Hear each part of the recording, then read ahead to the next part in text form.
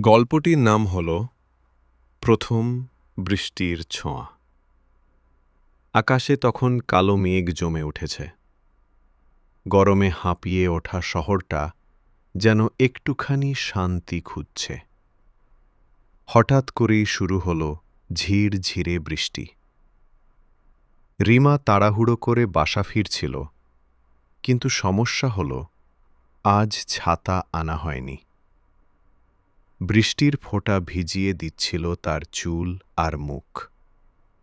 ঠিক তখনই পেছন থেকে ভেসে এলো একটি কণ্ঠ।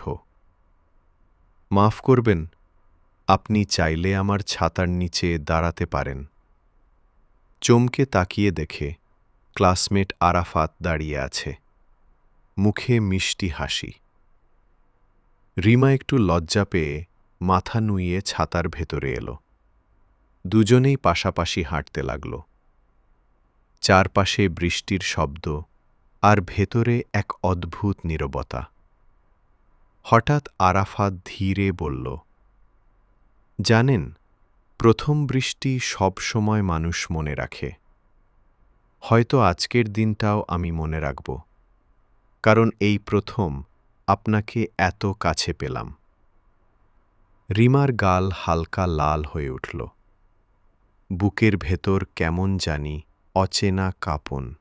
তবুও হেসে বলল, হয়তো সত্যি এই বৃষ্টির ছোঁয়াই আমাদের গল্পের শুরু হয়ে গেল।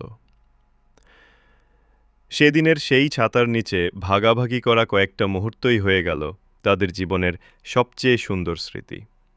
বৃষ্টির গন্ধ, ভেজা রাস্তাগুলো আর সেই লাজুক কথাগুলো আজও মনে করিয়ে দেয় ভালোবাসা শুরু হয় খুব সাধারণ একটা মুহূর্ত থেকেই, যেমন প্রথম বৃষ্টির ছোঁয়া।